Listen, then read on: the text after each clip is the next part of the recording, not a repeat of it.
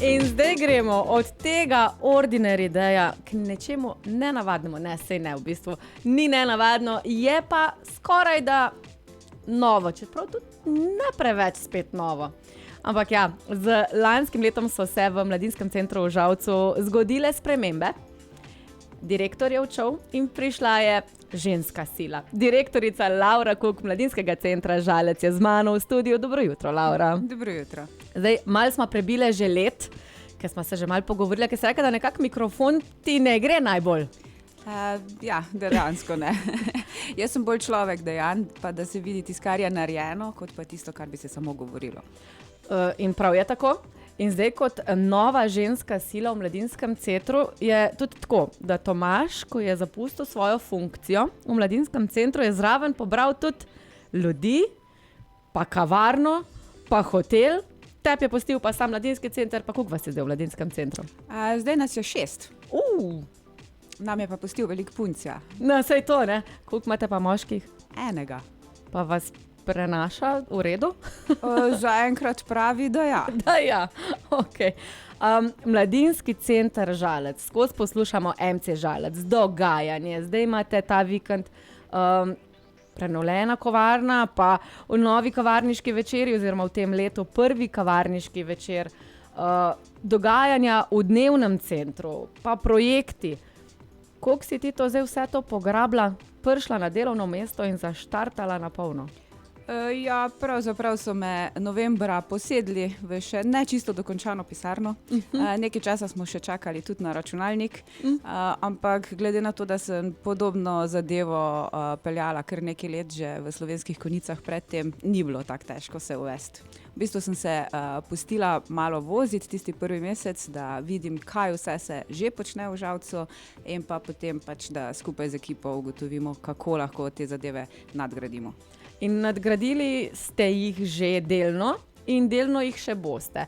Vem, da se pripravlja tudi en tak mal večji projekt, pa boš povedala kaj, boš že lahko izdala ali ne?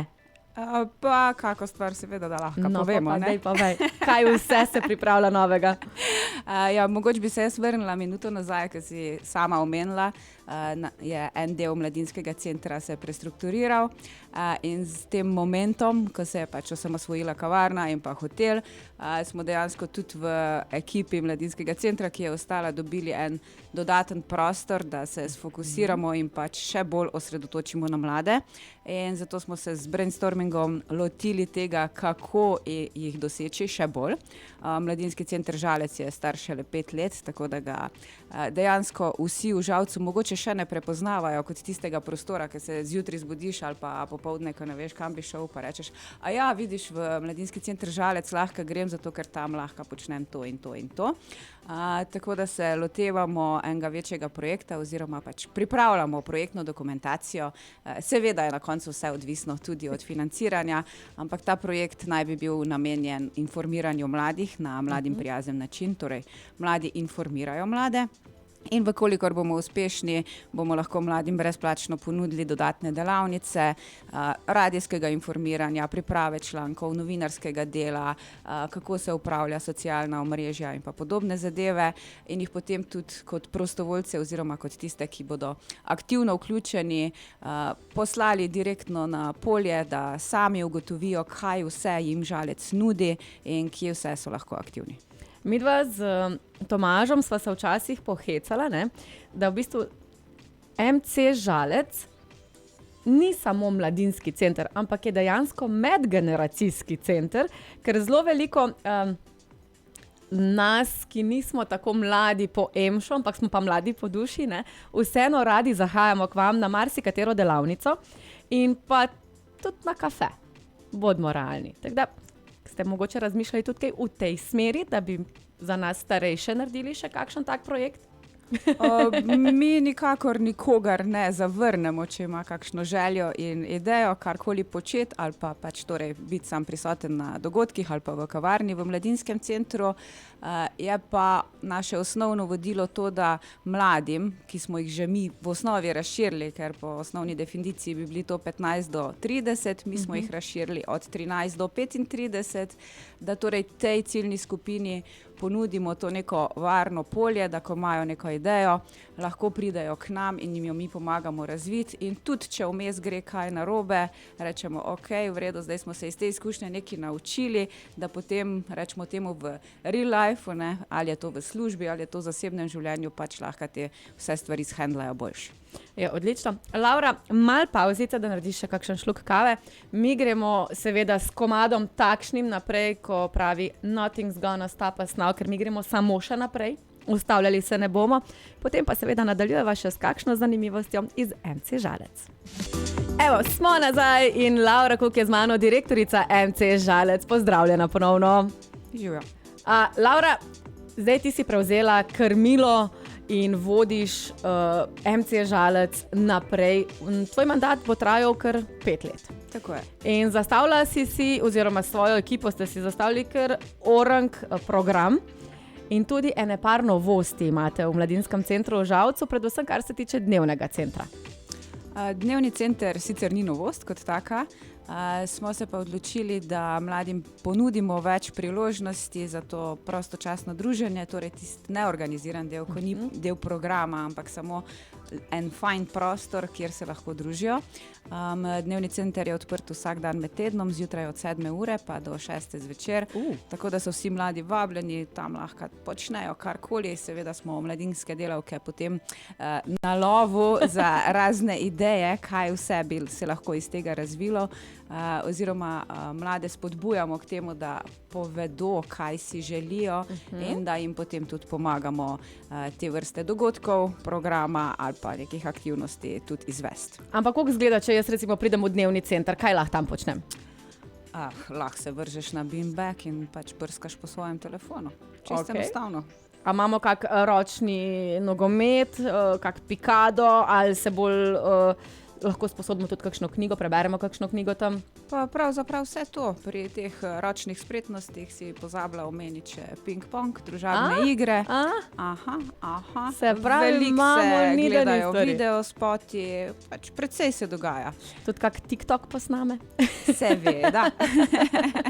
Ja, zdaj živimo v tej digitalni dobi, ko moramo biti prisotni vse povsod. Si pa tudi jaz želim, no, da bi kak TikTok koreografijo posnela. Poznaš kakšno? Pa pravzaprav ne. Jaz sem malo prestara. Nisma prestare, ampak nimama mogoče glih najbolj spretnih nogic. A rada plešeš drugače? Da. Ker nekaj sem čula praviti, da v Mladinskem centru tudi kaj zaplešete tu pa tam. Tudi. Imate delavnice plesa, pa zadnjič sem slišala, da ste imeli zvočne kopeli. Kdo pa organizira vse te plesne kotičke, ki jih imate? Večinoma se potem zanesemo na strokovnjake, tako da pač povabimo različna društva, da pri nas izvajajo delavnice. Super. Torej, delavnic je en kup. Res je. Videla sem pa, da zbirate tudi ideje na Instagramu, kaj bi si vse želeli in recimo kakšne delavnice, v katero smer bi želeli se usmeriti. Zdaj vem, da kiparska je, pa ustvarjanje glasbil, če se ne motim. Tako. Kaj še lahko recimo? Tista zadnja ideja, ki je prišla, so tečaji tujih jezikov, izglasovana direktno na Instagramu je bila španščina, tako da jo začenjamo z mesecem marcem, lahko se pridružite. Super. Sicer pa jih sproti odpiramo in podpiramo.